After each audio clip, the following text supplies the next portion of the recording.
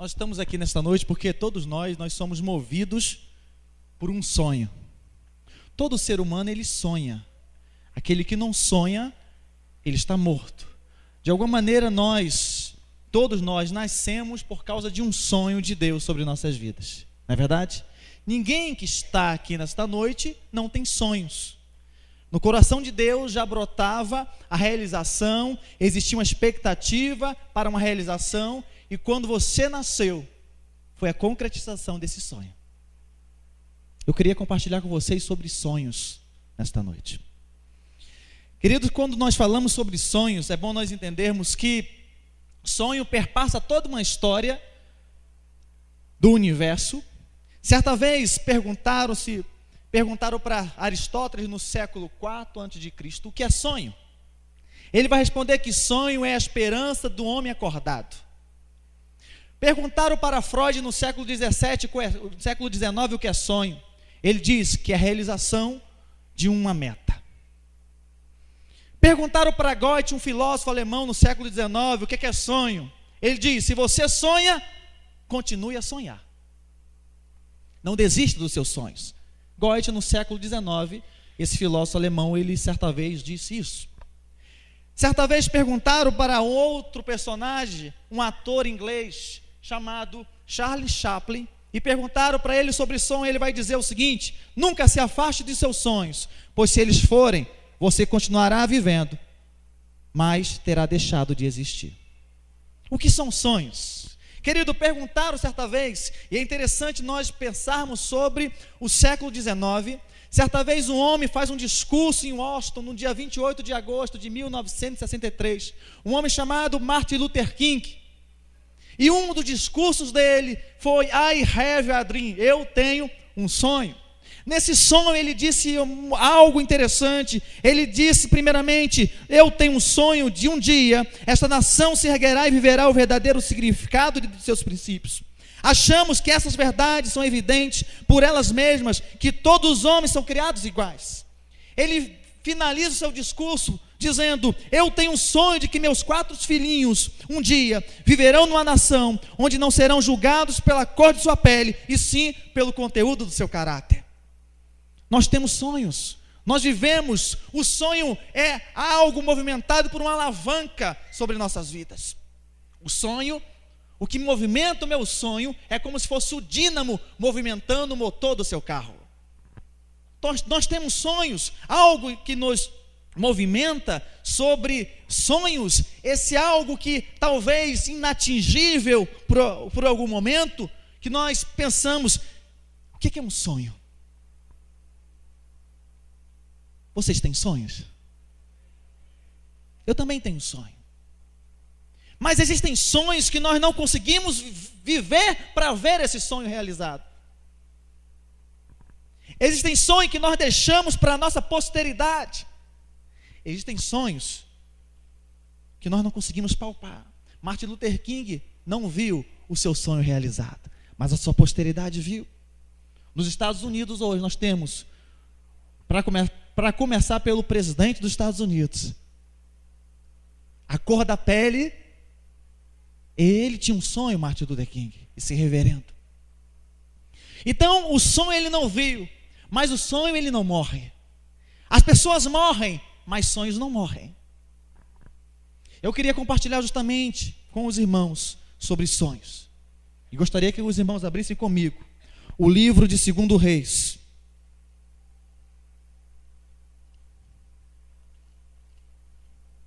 capítulo 13.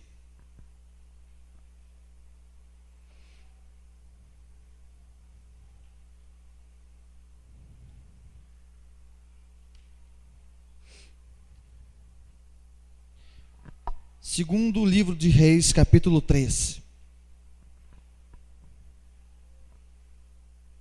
Versículo 20 e 21. Como os irmãos estão? Todos encontraram, queridos? Verso 20 e verso 21 diz o seguinte: morreu Eliseu, e o sepultaram, e as tropas de Moabe invadiram a terra à entrada do ano. E sucedeu que eles, ao enterrarem um homem, os israelitas, Eis que viram uma tropa e lançaram o homem na tumba de Eliseu. E tocando o homem nos ossos de Eliseu, reviveu e se levantou sobre seus pés. Esses 2 versículos. Queridos, a história é fascinante e misteriosa. Fascinante porque o profeta Eliseu, e eu não quero falar sobre Eliseu, eu quero falar sobre os sonhos desse moço que morreu. Não de Eliseu. Eu quero falar sobre o homem que toca nos ossos de Eliseu. É fascinante e misterioso que Eliseu, ele tinha um sonho também. Ao começar por Eliseu, ele tinha um sonho. Esse sonho começa lá no capítulo 2 do mesmo livro, de 2 de Reis. Ele diz para Elias, o seu mentor: olha, eu quero nada mais, nada menos que a porção dobrada do teu Santo Espírito. E Elias olha para ele e diz: olha, dura coisa me pediste, Eliseu. Acontece tudo aquilo que nós sabemos já no capítulo 2 de 2 Reis. A capa de Elias cai sobre ele. Ele começa a produzir, a fazer milagres em nome de Deus. E aí chega no capítulo 13, Eliseu morre. O capítulo 13, a partir do verso 14, diz que Eliseu estava doente de uma enfermidade, de que ele morreu. Esse texto, a partir do versículo 14, do capítulo 14, 13, do versículo 14, do capítulo 13. Ele foi escrito, apenas esse texto, no ano 806 a.C. Quando Eliseu morre, nós estamos, quando diz que Eliseu morreu e sepultaram no ano 809 a.C.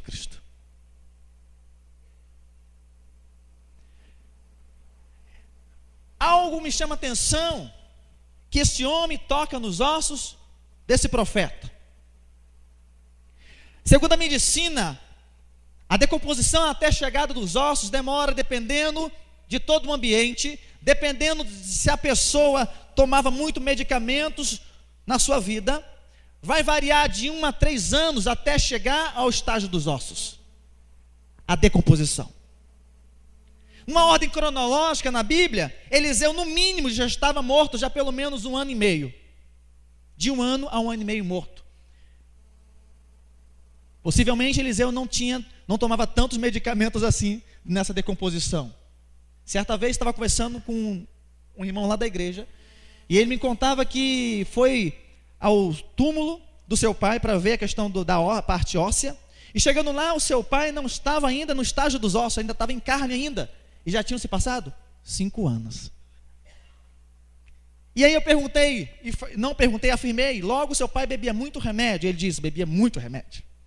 É comprovado pela medicina que dependendo da decomposição, ela pode variar de 1, 2, 3, 4, descobri que 5 anos é possível até, por causa da medicação, por tomar muitos remédios.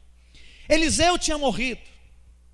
Aqui eu quero falar sobre você, não só sobre o sonho de Eliseu, eu quero falar sobre o sonho deste moço. A cena me mostra a nós, essa cena, que este homem estava sendo enterrado pelos seus compatriotas israelitas. E como todo bom israelita, tem todo um ensejo para fazer o funeral. Todo bom israelita, o israelita tem uma nomenclatura no tempo de 800 a.C. Esse israelita vai ser chamado posteriormente de judeu. E anteriormente, antes de ser israelita, ele era chamado de hebreu. Então, hebreu, israelita, judeu. Dependendo do tempo e da história, ele vai ter um outro, não é uma variação. Mas no momento aqui nós estamos falando de israelita. Hoje nós chamamos de judeu. Como todo bom israelita, eles estão fazendo o funeral, estão cantando como bom israelita, estão colocando pedras sobre os túmulos, porque judeu não coloca flores sobre os túmulos, porque o judeu diz o seguinte: pedras são eternas como a vida, porque a saudade é eterna. E eles estavam fazendo o funeral, e de repente, costumeiramente, as tropas de Moabe vinham, invadiam na entrada do ano, e eles não estão terminando ainda, estão no começo, porque funeral de judeu demora um pouco, e eles olham e fogem na hora da fuga. Se fosse aqui, eles pocaram fora. Não é verdade? Estou bem, não estou? Estou aprendendo com vocês. Então, na hora da fuga, eles pegam o corpo deste israelita e lançam onde? Numa tumba, que o o escriba, o que registrou, diz que foi na tumba de Eliseu. E este homem toca nos ossos. E diz o texto que ele levanta e começa a andar. Eu fico pensando nos sonhos deste homem israelita. Como todo bom israelita, ele tinha um sonho. Qual é o sonho de todo bom israelita?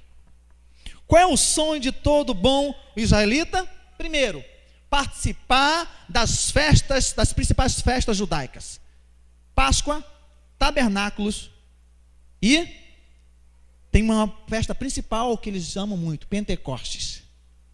3 festas que os judeus, que é obrigação do homem ir, essas 3 festas, Páscoa, Pentecostes e Tabernáculos, elas são de responsabilidade exclusiva de um homem. Então ele tinha um sonho. Este homem tinha um sonho de todo ano participar de pelo menos essas 3 festas. Só que agora este homem já não estava entre os mortais. Na verdade, já não estava mais presente. A vida dele cessou, a respiração dele parou. Já estavam lançando pedras sobre o túmulo daquele israelita, os seus compatriotas. Tudo cessou, mas os sonhos não cessam. Eu queria compartilhar 3 verdades sobre os sonhos. Primeira verdade: o sonho é imortal. É a primeira verdade. O sonho é imortal. Aquele homem, ele tinha uma expectativa quando vivo. Agora cessaram as expectativas. Só que o sonho, ele acaba sendo sempre imortal. Querido, diz o texto no verso 20, diz que morreu Eliseu e o sepultaram, e as tropas de Moabe invadiram a terra à entrada do... Como é que diz na sua versão? A cada primavera. Vou trazer algo para vocês interessante. Esse homem, ele morre, é sepultado, lanço ele no túmulo, e o corpo dele toca nos ossos de Eliseu. E sabe qual era a festa que estava acontecendo? Era a primeira festa que inicia o calendário judaico, a entrada da primavera, chamada a Páscoa. Este homem vai ser ressuscitado na mesma festa que Yeshua HaMashiach um dia ressuscitou. Este homem vai se tocar nos ossos de um homem chamado Eliseu, e Eliseu no hebraico vem da palavra Elishá, que significa Deus é minha salvação. Este homem passa agora, e ele, quando toca nos ossos do homem, daquele homem profeta chamado Eliseu, algo começa a se movimentar no corpo dele, o coração volta a bater, os seus pés e as suas mãos começam a se locomover, a mexer, os seus olhos agora se abrem, ele começa a ver, ele tem uma expectativa, quando vivo, agora ele volta a viver. Esse homem sonhava tanto que o seu sonho o ressuscitou. Este homem tinha um sonho quando vivo, agora morre, cessam os sonhos, mas o sonho é imortal e o sonho o ressuscita por causa de um sonho.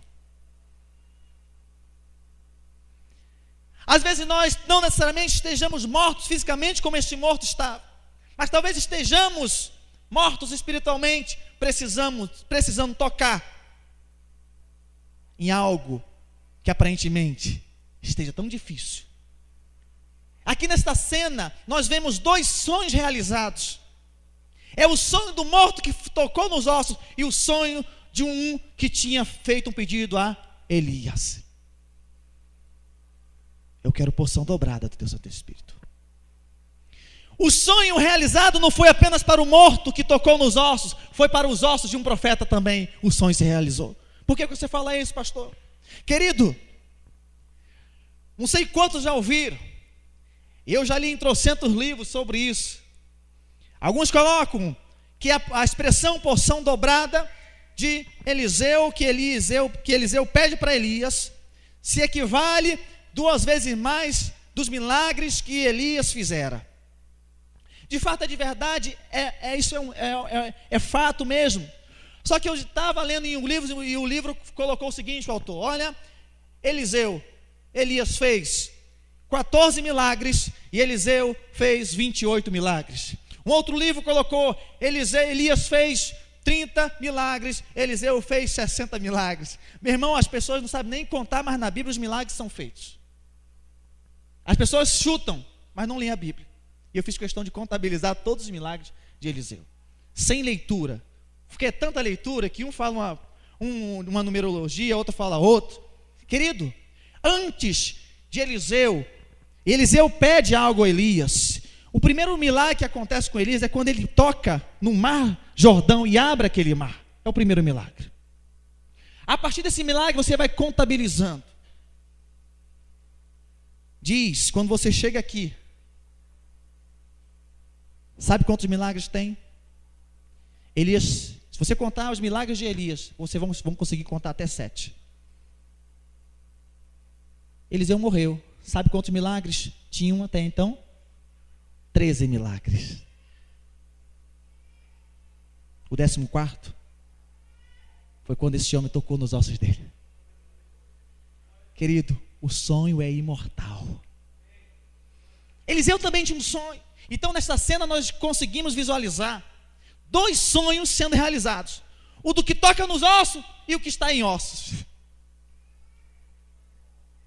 Eliseu não pôde comemorar, claro, mas o homem pôde comemorar, por causa, sabe por quê? Porque ele tocou em outro sonho. Profeticamente, o teu sonho pode tocar no sonho do outro. O teu sonho pode ressuscitar aquilo que está morto no outro. O teu sonho, ao tocar no outro sonho, no mesmo ideal, ele ressuscita aquilo que está morto no outro. O teu sonho pode ressuscitar o que está morto no outro. O teu sonho pode alavancar o outro por causa do teu sonho. Meu irmão, isso é fantástico. Não estamos na Globo, mas é fantástico. É 2 sonhos em um. É um israelita tocando em outro israelita. Então, querido, o sonho, ele é imortal. Assim como Martin Luther King não viveu para ver o seu sonho, mas a geração posterior viu o seu sonho. É um texto misterioso. Se não for a revelação de Deus nesse texto, não sai nada. Porque o texto termina seco. Esses 2 versos. Depois fala de uma outra história. Mas quando eu estava lendo, me chamou a atenção nesse milagre duplo desses personagens. A pergunta que é feita a nós: como é que estão os nossos ossos? Às vezes nós paramos no tempo porque os nossos ossos estão enfermos. A palavra sonho no hebraico vem da palavra halom. A palavra sonho no hebraico halom significa sonhar agradavelmente. Sonhar também no hebraico significa, a palavra halom vem do verbo do infinitivo la halom, significa ser forte, ser curado. Todo sonhador, ele é forte, porque sonhos foram feitos só para os fortes. Fracos não podem sonhar. Você é forte? Sonhos foram feitos, projetados para os fortes. Sabe por quê? Porque quando você tem um sonho e você conta o sonho para outra pessoa, se ela não estiver no mesmo mistério que você, sabe o que ela vai dizer? É muito impossível você sonhar assim. É difícil. As pessoas invejam, as pessoas odeiam, passam a odiar. Não foi assim que aconteceu com José? Porque sonhos só fortes conseguem a realização desse sonho. Pessoas saudáveis podem sonhar. Pessoas com ossos enfermos não sonham. Os ossos de Eliseu estavam intactos, como nunca. Era tanta unção em Eliseu, que a morte dele ressuscitou aquele que estava morto. Meu irmão, quando você está ou é uma pessoa com ossos curados, os teus ossos acabam ressuscitando aquilo que está morto no outro. Mas tudo começou por causa de um sonho. O sonho, ele é imortal. Este homem tinha tanto sonho, como eu falei, que o seu sonho acabou ressuscitando. Como estão os nossos ossos? Os teus ossos podem te elevar ou podem acabar com você. E quando eu estou falando de ossos, eu não estou falando da sua coluna vertebral, da sua camada óssea. Quando eu estou falando de ossos, eu estou falando do meu ser, do teu ser. A minha caminhada cristã, e nós precisamos entender que esta cena é totalmente diferente das outras cenas. Num outro momento, Jesus é necessário gritar e dizer: Lázaro, vem para fora. Em uma outra cena, você percebe Jesus depois que morre, túmulos de santos são ressuscitados. Mas nessa cena é diferente. O homem é jogado, é lançado, e toca, ele começa a se movimentar. Este homem agora vai participar da primeira festa do ano, chamado mês de Nissan, a festa da Páscoa. E Páscoa significa passagem. Este homem agora poderia voltar a praticar todas as principais festas, pelo menos as 3 festas, por causa de um sonho. Este homem agora poderia, ele rever os familiares. O texto não diz como é que foi a cena disso, só diz que esse homem começou a andar, o fato que ele ressuscitou, o que ele fez depois, como que ele chegou para os seus pais, para as suas famílias, nós não sabemos, seus familiares nós não sabemos. O fato é que este homem voltou a ter vida por causa de um sonho. Se você talvez nesta noite esteja desesperado da vida, pensando até em desistir da própria, mas se você tem um sonho, ele pode te ressuscitar, Deus, e tirar a morte da intenção da tua mente. O sonho, ele faz coisas que nós nem imaginamos. Sonho esse que esse homem tinha. E querido, é bom que nós entendemos que nada e ninguém vai poder matar o teu sonho. Quantos relatos na Bíblia nós percebemos que pessoas, quando ao contar o sonho que nós já comentamos anteriormente, começaram a planejar, arquitetar. O primeiro homem que sonhou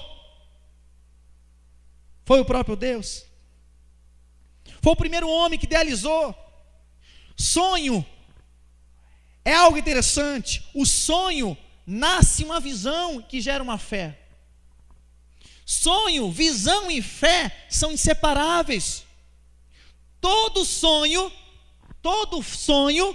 aponta para uma visão. E a visão é decorrente de uma fé. Todo sonhador tem fé que vai acontecer. Sonho, visão e fé é uma trilogia inseparável.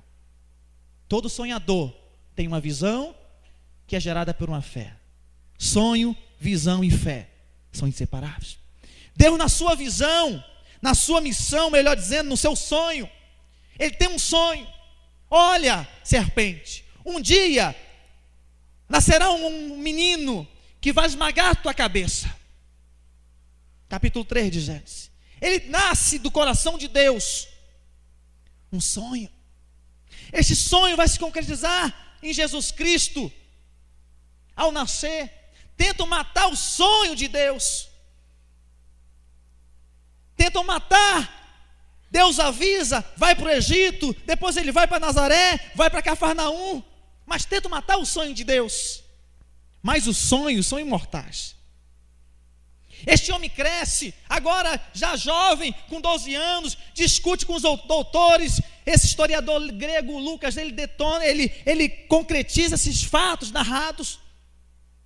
Esse menino agora, com 12 anos, conhecendo toda a Bíblia, toda a Taná, a Bíblia dos judeus, ele começa a discursar com os compatriotas, os doutores. Como é que pode essa criança discutir conosco e saber mais coisas, inclusive, do que nós? Este menino cresce. Esse menino cresce, vai ser colocado em Galileia. E agora, para se cumprir uma profecia, uma justiça de Deus, esse homem vai ser batizado por João Batista. Mas tudo começou em um sonho. Olha a serpente, um dia um menino esmagará a sua cabeça. Esse menino cresce, começa a pregar. Ele vai para o monte, ele ora, escolhe 12 discípulos para estarem com ele. Ele está cumprindo a missão do Pai. Ele sempre fala e diz: meu Pai, eu só faço aquilo que o Senhor me manda fazer, cumprindo o sonho do Pai, mas sempre na visão. Ele cresce, escolhe os 12, separa os 12. Um entrega a Jesus, outro nega, mas ele continua na visão, por causa de um sonho do Pai. Pedro, certo momento, chega para Jesus e diz: Jesus, não vá para a cruz. Jesus o repreende: para trás de mim, Satanás, porque ele quer cumprir o sonho do Pai por causa de uma visão. Jesus Cristo continua a pregar, a ministrar a palavra dele, porque a intenção era morrer por nós. Ele continua o seu ministério. Prende Jesus no Getsêmani, Judas o entrega no Getsêmani. Ele olha para Judas e diz: Judas, com um beijo você me envolveste, me entregaste. E sem muito esperar, Pedro vai, faz sua própria justiça, lança a espada sobre a orelha de Malco, e Jesus vai e o cura, porque ele estava na visão do Pai. Prende Jesus, coloca uma coroa de espinho. Pilatos escreve em latim, em hebraico, em grego: Jesus, este é Jesus, o Nazareno, rei dos judeus.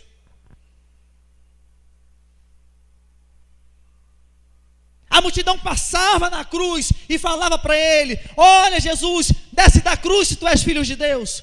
Jesus não desce, porque ele está cumprindo o sonho do Pai. Os sacerdotes e os anciãos passam no livro de Mateus capítulo 27, passam e olham: este homem, você desce da cruz? E para completar tudo, para que Jesus desistisse do sonho do Pai, diz um dos criminosos: tu não és filho de Deus? Então desce da cruz. A história desse menino, deste homem agora, foi movimentada por desistências da multidão, dos discípulos, sacerdotes, anciãos, escribas, inclusive até o cara que já estava sendo condenado à morte.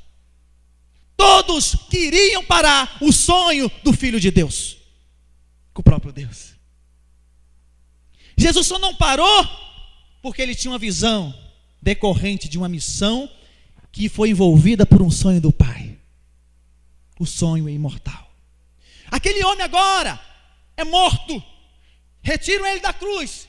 Um grande homem rico chamado José de Arimateia o leva, compra um túmulo que era o próprio túmulo dele, pede autorização a Pilatos. Pilatos vai e o entrega. Ele é lançado no túmulo.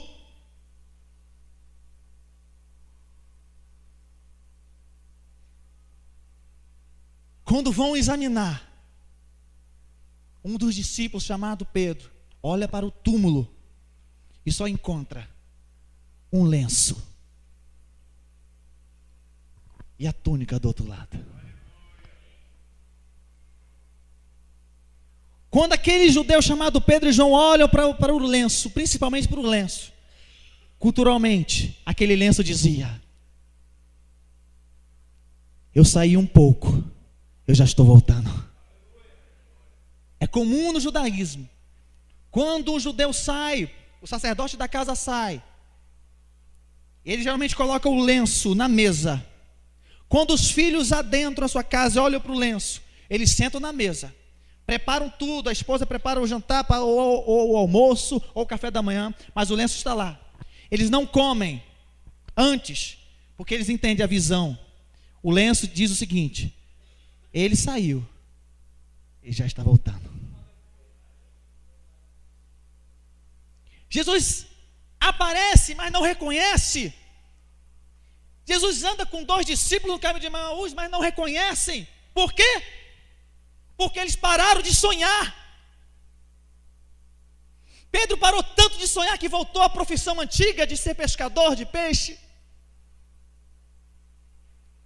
Nada pode parar o teu sonho. Nada parou o sonho de um Deus, por intermédio do seu Filho, para a realização, para morrer por uma humanidade. Nada pode parar o seu sonho, querido. Se você tem sonhos, esses sonhos jamais podem ser frustrados. Meu querido, a palavra de Deus nos diz: melhor é o fim das coisas do que o início delas. Não é o melhor, é o fim, sempre será o fim do que o início delas.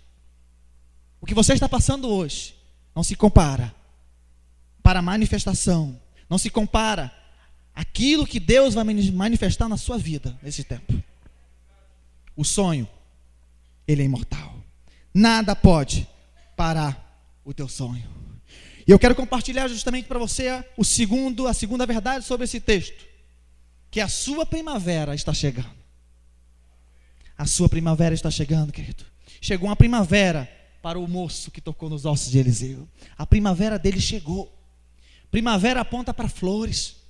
E as melhores flores são aquelas que são extraídas do deserto. As melhores flores. Talvez você esteja passando por uma dificuldade, uma crise, mas saiba de uma coisa: a sua primavera está chegando. Essa crise está moldando o teu sonho. As circunstâncias às vezes acontecem na nossa vida porque são para moldar os nossos sonhos. Como é que está o meu coração? Como é que está a nossa vida, a nossa caminhada cristã? Talvez a sua morte não seja física como daquele homem, mas Deus lhe está lhe dizendo: a sua primavera está chegando, os meus sonhos não morrem, eu cumprirei o que lhe prometi, eu estou ressuscitando dentro de ti os meus sonhos, e nada e ninguém vai impedir a realização dos meus sonhos em ti. Nada pode impedir o que Deus planejou, porque os planos dele, de Deus, jamais podem ser frustrados. Sabe por quê também? Porque os pensamentos dele são maiores do que o teu. Os caminhos dele são mais elevados do que o teu. Os sonhos de Deus não podem ser frustrados. Lembre-se, não esqueça, a sua primavera está chegando. Essa crise que está acontecendo na sua vida é porque está acontecendo a moldação dos seus sonhos. Não se desespere. As pessoas vão falar para você: desce da cruz. Falaram para Jesus Cristo: desce da cruz. Descer da cruz é desistir dos planos de Deus. Descer da cruz é desistir dos propósitos de Deus. Jesus não desiste dos propósitos de Deus. O convidam, todos tentam impedir a concretização de um sonho do Pai, mas ele não desce da cruz. Meu irmão, não desça da cruz. Prossiga, porque toda morte gera vida. Jesus precisou morrer para gerar vida. Toda morte gera vida, mas tudo começou por causa de um sonho de um pai: o meu filho vai esmagar a sua cabeça. E ele realizou esse sonho. Se nós estamos aqui hoje, é por causa da visão do sonho de um Deus que é super inigualavelmente, incomparavelmente. E mesmo assim você não consegue entender esse Deus. E a realização do sonho, ela acontece independentemente do tempo. A realização do teu sonho acontece independentemente do tempo. Quantos anos se passaram na vida? O fato é que este homem estava sendo enterrado, já sabemos. Na vida de Eliseu, passou no mínimo 1 ano e meio. A realização do teu sonho independe do tempo. Sabe por quê? Porque nós não conseguimos medir o tempo.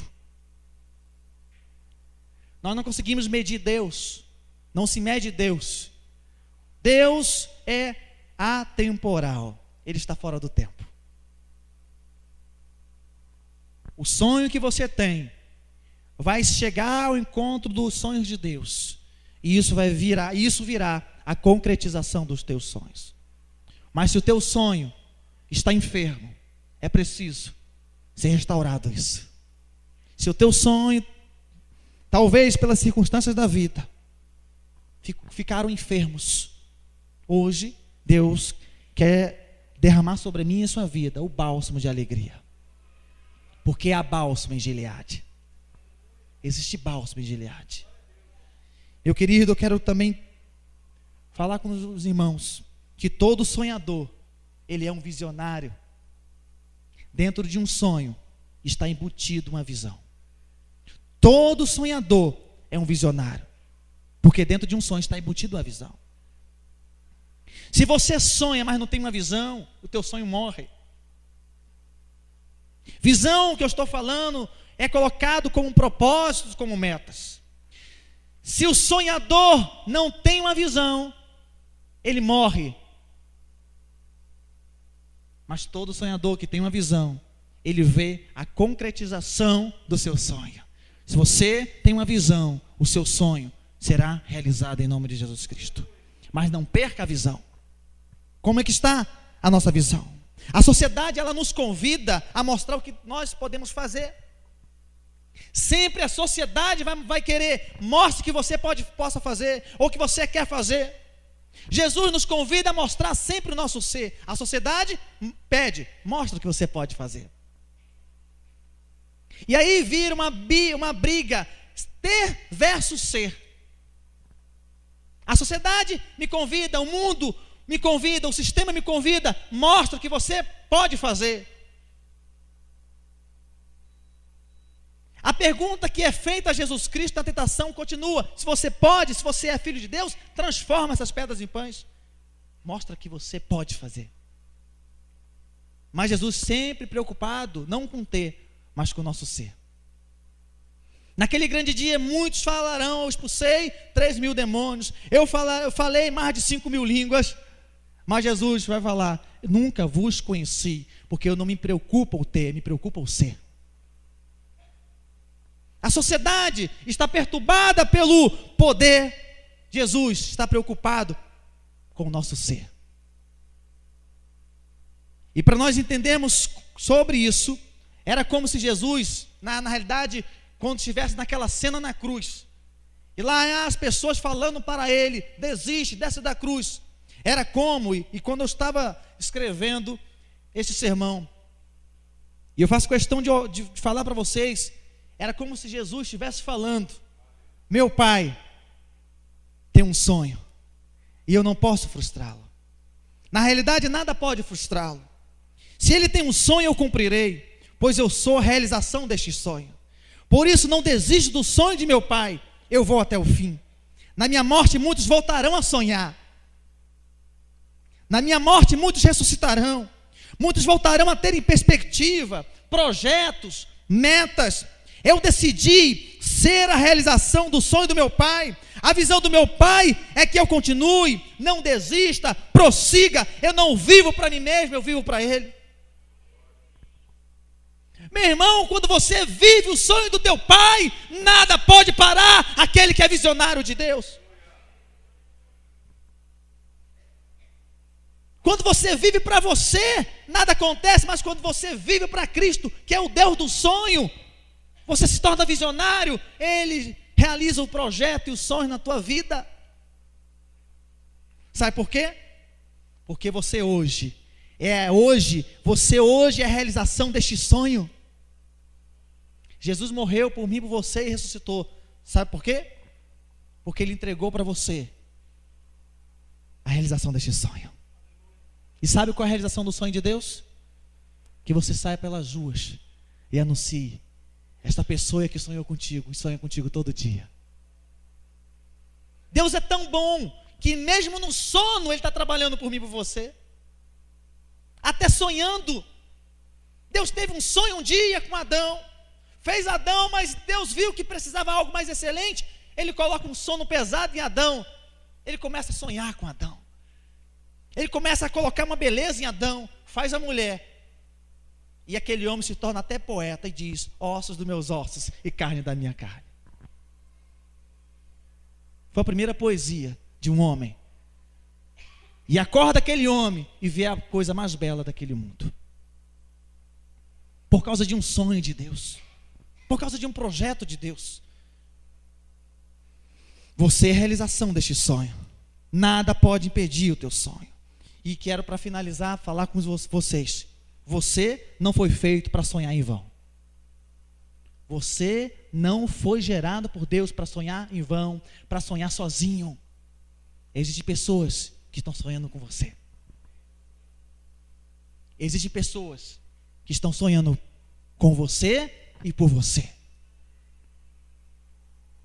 Queria convidar vocês para ficar de pé nesse momento. Sonhos. Sonhos e mais sonhos. Os sonhos de Deus. Existe uma música da Exla que diz o seguinte: sonhos de Deus não têm fim. Os sonhos de Deus são para mim, são eternos. E por isso que teus sonhos não têm fim.